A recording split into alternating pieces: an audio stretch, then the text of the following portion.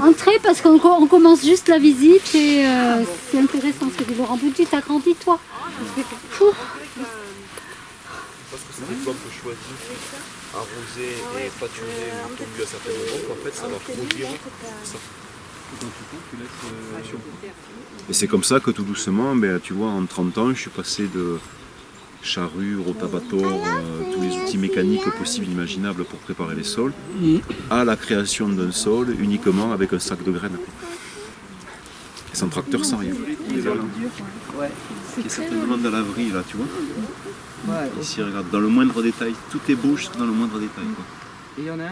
En quoi la map m'a permis de prendre soin du lieu, prendre soin de moi, et m'a permis de me développer vers un jardin qui correspondait à mes attentes.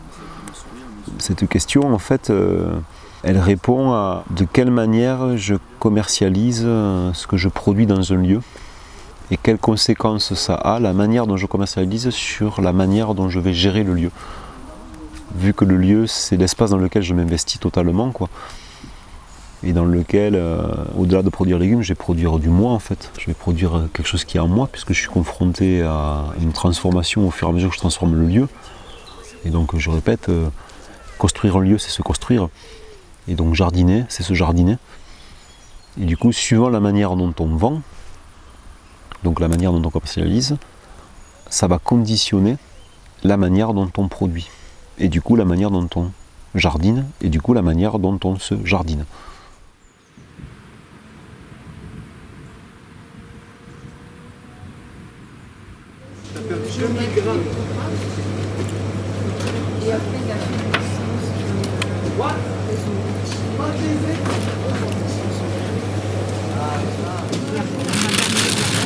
Tu veux du noir ou tu veux du noir et du blanc ou que du noir? Mais lui du noir.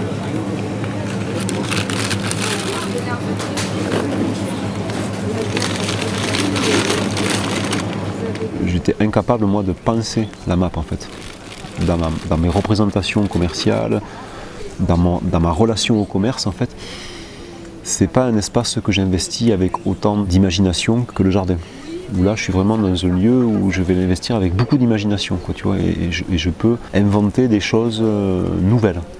Parce que ça colle vraiment à quelque chose qui est en moi, quoi. Autant la partie commerçante ou la partie commerciale de mon activité, j'ai beaucoup moins d'imagination en fait. Donc pour moi c'était vendre sur les marchés. Et donc vendre sur les marchés c'est classique en fait. Je déballe mon stand, je pose mon stand, je vends mes articles, je récupère une recette, j'enlève les charges, il me reste les bénéfices, ainsi de suite, quoi. S'il n'y a pas de clients, je ne vends pas. S'il y a des clients, je vends. S'il y a beaucoup de clients, ça m'en manque. Et du coup je vais l'année d'après produire plus de pommes de terre parce que j'ai remarqué qu'il m'en manquait et tout ça, quoi. Et du coup, moi, quand je suis arrivé ici, j'étais sur l'idée de vendre sur les marchés. Et est venu à moi, en 2004, des personnes qui cherchaient à créer des AMAP et qui m'ont expliqué le concept des AMAP. Au début, j'ai pas percuté en fait cette manière de vendre. C'était trop original pour ma connaissance du moment en fait, tu vois, pour comprendre le truc. Et c'est en vendant en AMAP où j'ai capté à quel point ce système de vente était hyper intelligent, quoi. Et qu'il était vraiment adapté à ma manière de vouloir faire du jardin, à la liberté que je voulais avoir pour faire du jardin, quoi. Et du coup, le lien qui s'est créé avec les adhérents de l'AMAP, donc du coup les mangeurs des légumes que je produis en fait, est un lien qui donne beaucoup de souplesse à la créativité. Et du coup à la singularité, à la capacité à être soi dans ce que l'on fait. Sur la question de la communication, et donc on a organisé un forum ouvert, où on était assez peu finalement, où on a réfléchi à comment mieux communiquer. Et l'idée de la fête des 20 ans a été retenue parmi les différentes idées qui étaient mises en avant. Avec le cas d'autres partenaires locaux, c'est un exemple. Et parmi ces gens, il y en a aussi qui disent quel jour de la fête on pourra être présent. Une demande de rendez-vous. pour que les gens des commissions Donc, puissent ça se veut dire retrouver. qu'on Si tu multiplies ça, tu fais Ça, c'est la mission des religions extérieures, c'est ça. Parce que là, moi, Extérieur et intérieur, on peut l'appeler comme Oui, ça. oui, c'est ça. non, mais Là, on a changé aujourd'hui avec je reproche rien, mais C'est une liste. C'est-à-dire que tu tapes Comitot, pas que ça c'est une envoie. liste de diffusion, hein, juste. Hein. C'est une liste de diffusion. Tu t'adresses à Comitot. c'est un groupe de mails. C'est un- C'est vraiment des passés nombreux. Sur logistique aussi.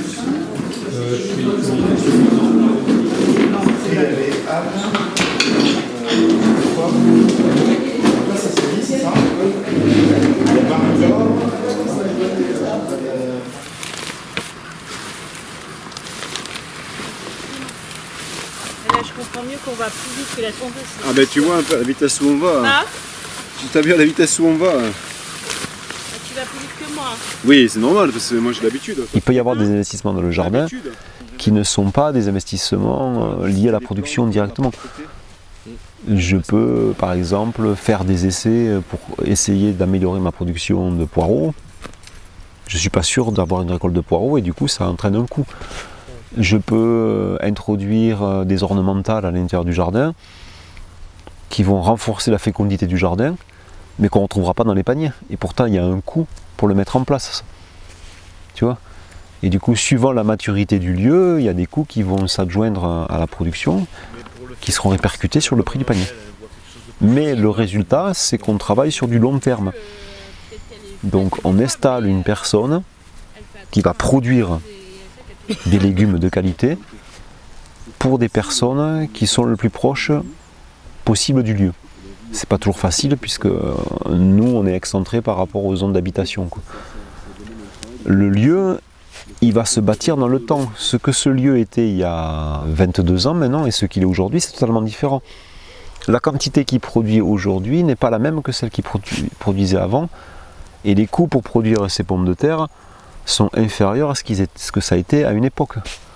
Par mon incompétence, et pour certains, ça pourrait être par en fait l'endettement pour l'achat du lieu, qui a une répercussion sur le coût de la pomme de terre. Mais au fur et à mesure que le lieu est amorti, en fait le coût diminue. Et ça peut se traduire par plus de légumes dans le panier au même prix. Tu vois ? Ou ça peut se traduire dans le fait qu'en fait enfin le paysan a un revenu décent aussi. C'est-à-dire qu'on met la même quantité de légumes, mais on a un revenu qui augmente pour le paysan, parce que pour la plupart d'entre nous, si on ramène notre revenu au salaire horaire, donc on bascule sous la forme d'un salarié, quoi. Donc on calcule notre revenu par le nombre d'heures qu'on a travaillé et le revenu, donc le salaire. Mais bien souvent, on a des salaires qui sont bien en dessous de 10 euros, quoi, voire même en dessous de 5 euros, quoi, ramenés à l'heure. Et du coup, c'est bien inférieur aux gens que l'on nourrit dans les 99% des cas. À la nature du monde, qui ne savent pas l'expliquer, mais en tous les cas, on s'amuse entre nous. Alors qu'avec toi qui me culpabilise, je me fais chier. Et je repars.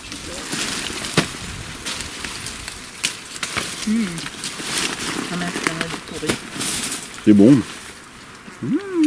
En plus, les boules de noisettes. Ce petit goût d'Asie, juste à souhait. Quel délice. Et du coup, si le lieu qui est créé dans le temps permet de diminuer les coûts de la production et que le prix du panier reste le même, voire augmente, ça veut dire qu'on va augmenter le revenu du paysan. Et en augmentant le revenu du paysan, on va lui permettre de créer une stabilité économique qui va lui donner envie de continuer à créer le lieu, de continuer à produire de la qualité, et qui va surtout, quand cette personne-là va arrêter son activité, soit parce qu'elle change d'activité et va faire autre chose, soit parce qu'elle arrive à un âge où elle ne peut plus porter le lieu, donc ça s'appelle la retraite, la personne suivante aura envie de reprendre son lieu. Parce que non seulement il sera construit, il sera fonctionnel, et en plus il y aura une rentabilité qui permettra de dégager un revenu suffisant pour avoir une vie dans laquelle on se loge, on s'habille, on se nourrit d'une bonne qualité et on a accès à la culture. Et en même temps, normalement, dans le revenu, il faut qu'on puisse avoir accès aux soins. Donc on ait une couverture sociale qui nous permet de nous prendre en charge quand on est en difficulté sociale, quoi.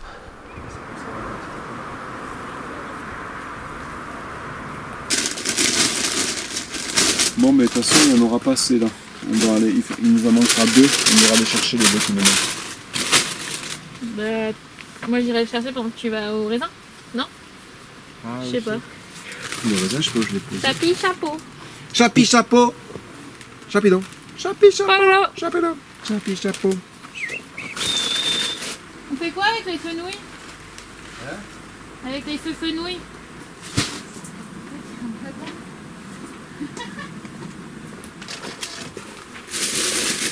Il est bien chargé ça. Comme par horizon.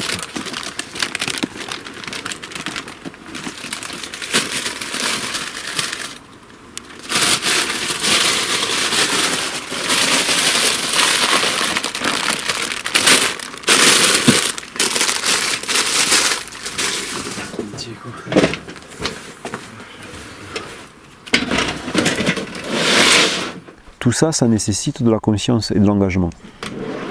Et sur du long terme. C'est un acte militant en fait. C'est un acte, je veux changer les paradigmes d'une société en fait. Je veux créer un espace commun différent en fait. Et du coup, je vais changer les paramètres de la vente. Et c'est pas facile ça à faire, parce que c'est toutes nos représentations que l'on a du système pseudo-libéral, du marché libre ou du libre marché dans lequel on est, où il y a soi-disant la concurrence et compagnie, qui fait qu'en fait on a du mal à sortir du rapport quantité-prix et être dans un projet commun de souveraineté alimentaire qui passe par je décide ce que j'ai dans mon assiette et en même temps je prends soin de la personne qui va produire les aliments qui sont dans mon assiette.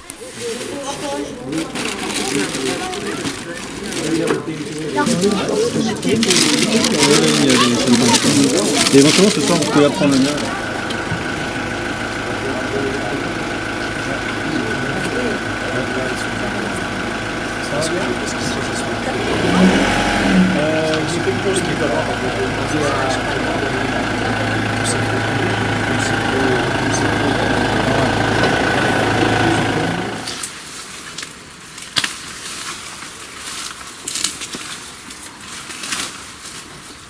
On va voir dans les semaines qui viennent comment il se comporte. Donc c'est pas facile de récolter les oignons sans déranger les haricots.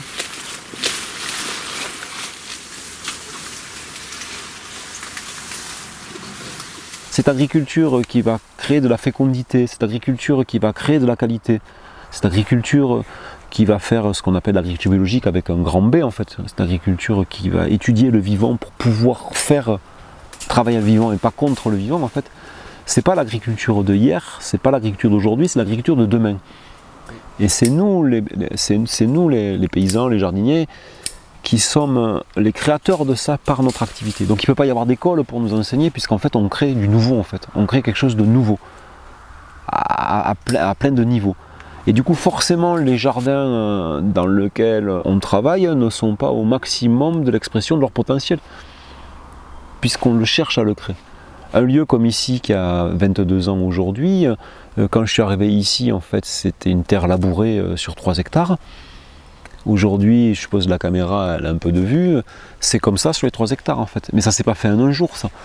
Et au-delà du travail pour le faire, ce qui a été fait ici en fait n'est pas quelque chose qui se fait ailleurs.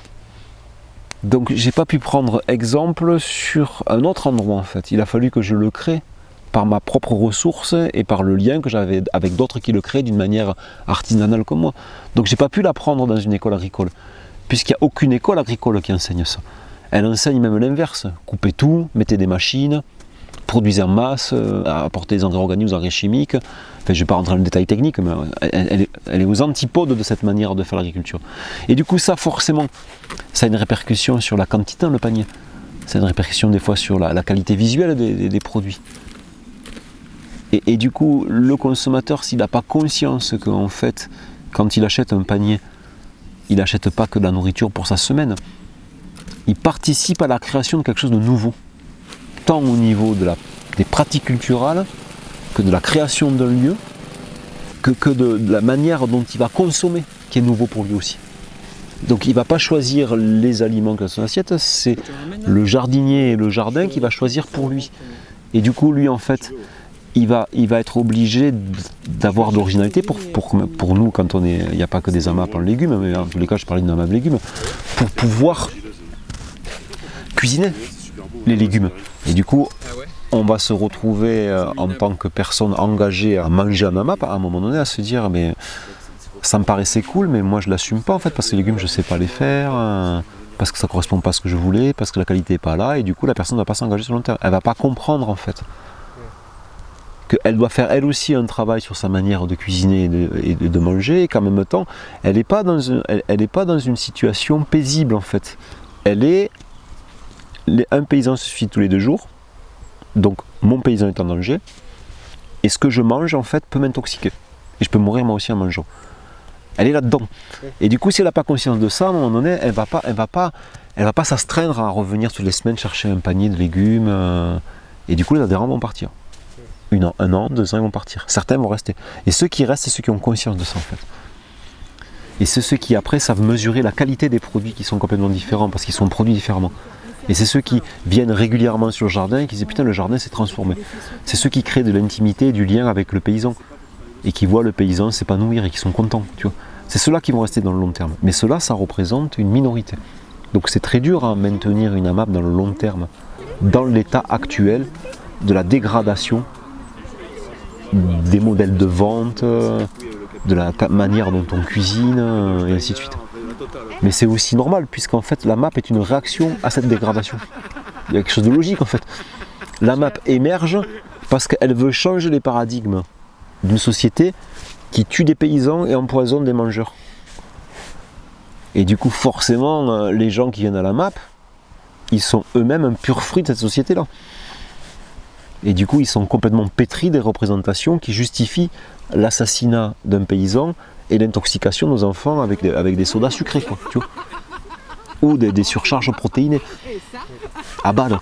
Non, mais après, c'est vrai que sur le forum aussi, le mot qui ressort plus, pratiquement, c'est le mot panier. Et c'est pas forcément. C'est pour ça que je trouvais important, même si tu trouvais que c'était vite fait, tu voulais le vite fait, mais de rappeler ce que c'est la MAP, quoi. Que c'est aussi c'est un maintien de l'agriculture paysanne. C'est une vision quand même d'une agriculture qui est respectueuse des paysages, de l'environnement, de l'humain et aussi de la production. Alors que ce qui se dit quand même sur le forum beaucoup, c'est l'échange panier. C'est consommateur. Venez, vous aurez un panier de bonne qualité entre vous. Non, moi j'ai insisté sur la convivialité. Je dis pas que c'est... Ce qui est souvent le cas. Et cette année, en fait, c'est une année hyper sèche. Mais vraiment, vous le savez, elle est exceptionnellement sèche. Avec le réseau, on va appeler les producteurs pour savoir où ils en sont, pour faire une brève, pour prévenir les adhérents qu'il est possible qu'il y ait des interruptions de livraison de légumes cet hiver pour certains. Quoi. Parce qu'ils ont cramé les légumes d'été, les légumes d'hiver. J'ai entendu qu'aux mines de Toulouse, en fait, il n'y a plus de salade, parce qu'en fait, les mecs en Haute-Garonne, ils ont cramé toutes les salades, et ça craint vraiment. Quoi. Et du coup, alors moi ici je bénéficie d'un endroit froid et humide. Oui, justement. Et du coup, c'est plutôt avantageux quand il fait très chaud, puisqu'il fait quand même un peu plus frais la nuit, malgré qu'on avait des nuits chaudes, mais c'est beaucoup moins chaud que dans certains endroits. Et je bénéficie d'un paysage qui a été construit dans le temps avec beaucoup d'arbres. C'est-à-dire que j'aurais eu ça en 2000, et bien en fait j'aurais cramé beaucoup plus de choses parce que j'aurais pas ce nombrage. Fais gaffe, ça te Pierre-Yves se croit en 2003 dans les chaussettes, dans sa jeunesse. La MAP, c'est un mouvement profondément progressiste qui veut changer les paradigmes, donc qui en quelque part est révolutionnaire au sens noble du terme, tu vois, veut changer les choses, quoi. Toutes les personnes n'ont pas conscience de ça, quoi. Même les producteurs n'ont pas forcément conscience de ça, eux-mêmes, tu vois. Donc tout ça, ça donne depuis le début des freins à l'explosion des AMAP, tu vois, que tout le monde mange un AMAP, et au maintien des AMAP dans le long terme aussi. Il ne faut pas se leurrer la face, beaucoup de gens s'épuisent du côté des producteurs et du côté des consommateurs, quoi. De toute façon, si les AMAP ne se maintiennent pas, pour moi, on aura une agriculture de plus en plus industrielle qui va se mettre en place. Des fermes urbaines, de la grande distribution à Bâle. On va se retrouver avec des produits vraiment qui nourrissent pas. Et on va avoir un fossé social qui va se creuser de plus en plus, avec une population riche, parce qu'il demeurera toujours des riches, qui vont se nourrir avec des aliments de qualité, des aliments qui sont produits dans des endroits vivants, et une population de plus en plus pauvre, qui va être nourrie avec des aliments qui les intoxiquent, qui bloquent leur faculté, leur sensibilité, leur faculté de singulariser, de penser et tout le reste. Et du coup, la MAP permet justement d'arracher aux experts la question de l'alimentation et de la confier à ceux qui mangent, c'est-à-dire nous tous, pour pouvoir développer un débat, et ce débat pourra prendre corps dans une réalité qui est l'entreprise agricole, qui va nourrir les gens. Et cette entreprise agricole, elle peut être de multiples formes en fait. La souveraineté, ça nécessite de la responsabilité, ça nécessite du temps pour penser, et du temps pour agir, quoi. On ne peut pas être juste, je prends mon panier et je me casse. Ou j'amène mon panier et je me recasse. Il faut qu'il y ait un vrai lien qui se crée entre tous les acteurs de la MAP en fait. Les consommateurs et les producteurs en fait. Il faut qu'ils se mettent en lien. Et au-delà de ça, forcément, ces unités de production, pour tenir un langage moderne, quoi, ces fermes, ces jardins, ces espaces culturels, si elles se mettent en lien entre elles sous la forme d'un réseau, tu vois, mais elles vont démultiplier leur capacité à trouver des réponses aux problèmes. Puisqu'on revient à l'énergie du groupe, à l'énergie de la mise en relation des idées, à l'énergie de la capacité à pouvoir développer l'objectivité par le débat, à pouvoir appréhender la complexité de quelque chose. Et cette complexité, elle est d'autant plus facile à appréhender que quand on est plusieurs à la penser. Et pour ça, ça nécessite de faire société. Et le réseau, c'est une manière de faire société, quoi.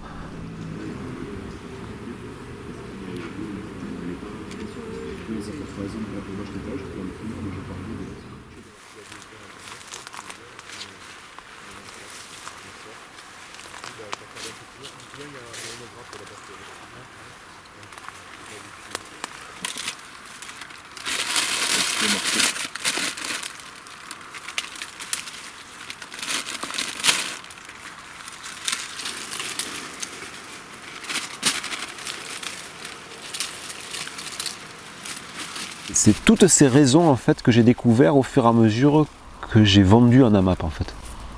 Que j'avais pas conscience comme j'en ai aujourd'hui, quoi. C'est en vendant en AMAP et en vendant aussi sur un marché où j'ai bien vu la différence en fait de ce que l'AMAP pouvait produire dans l'absolu mais qu'elle ne produit pas forcément dans la réalité, parce que les acteurs de l'AMAP n'investissent pas tout le potentiel que peut donner une AMAP en fait, tu vois.